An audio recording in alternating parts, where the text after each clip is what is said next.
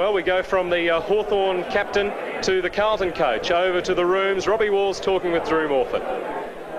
Well done, Rob. Some of the blokes reckon that they haven't seen you smile as much for a long time. That's probably right, Drew. Has it been really hard, to go so long to make up for last year's disappointment? Well, look, last year was very disappointing. But to be honest, last year wasn't mentioned at all this season. I just felt it was history. We couldn't change that result. Like, it's in the record books and it's going to stay there forever. So we didn't dwell on that. We just looked forward to this year, and I thought that as a match committee we were prepared to play young players and give them every opportunity. And those young players, today, look, it really pleases me to see the Aitkins and the Kennedys and the Gleesons, young fellows who last year they were playing in our reserves premiership, or they're up in a senior one now.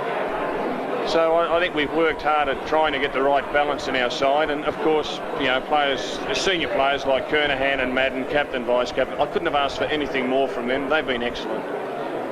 Look, everybody's been giving you big raps on the placements. When did you decide? I suppose Rhys Jones was the best one. When did you decide that one? Well, we looked at it Tuesday night at match committee, and we thought, there were 3 or 4 that were probably a little bit different. But we had confidence in the players, and we've been fairly versatile all season. So, I guess maybe the one that was probably the biggest part may have been Dorotich going.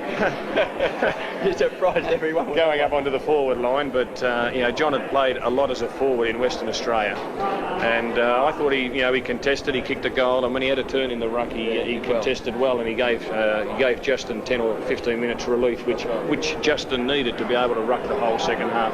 And of course, last year you showed your hand in the second semi, but you didn't play your trumps until grand final day this time.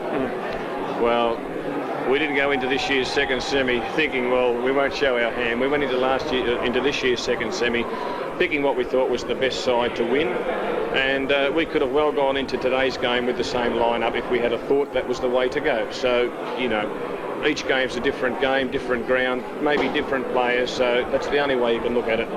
Rob, it's been a huge week with the build-up of grand final week, and of course the pressure of the game today. I suppose you'd be looking forward to just having an hour by yourself, maybe with a family. Yeah, that's right, Kevin. I'm looking forward to seeing my wife, and my 2 sons are in here. One of them's got my medal. I just hope he doesn't lose it. Well, he's so proud of it. He's got it around his neck. I think he cut it with his life. Yeah, Well, let's bring him over. Call him over. David, Daniel, come here. I think he's got more control of the players than he has with of his 2 boys. I've got no control here, that's for Go sure. on, you boys. Come in. Good on you. That's Daniel, Terrific. and that's David. Hey, you'd be pretty proud of Dad. You're pretty proud of Dad? There you go. Did you help him make all those moves last night for the game today? No. All he wanted to know is if Molly Meldrum was in the side. That's his favourite.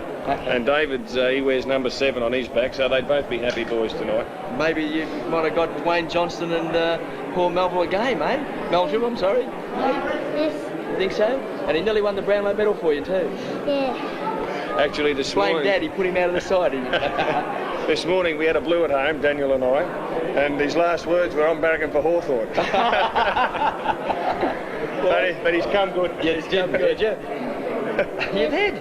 Yeah. Gee whiz, you hold a grudge. That is fantastic. And I suppose even your wife would be glad the season is over, because yeah, I'm sure. Well, it's a long season for her as well. She's been terrific, right through my career. She's been excellent, and well, you know that. If you've got a good wife who supports you and encourages you, it just makes such a big difference. And my wife Erin, she's been marvellous. Yeah. And Rob, you took on coaching at a very young age. I think 31 or 30, Kevin. 30 yes, years of age. It was probably a pretty big decision then, because you'd gone to Fitzroy, and I think Bill Stevens was the coach at the time and retired, and you elected to take on the job. Was it something you wanted to do then, or was it thrusted upon you? Oh no, I was keen to coach, and I was very fortunate to be given the opportunity by Fitzroy. I played there for the last 3 years of my career and thoroughly enjoyed my time at Fitzroy as a player.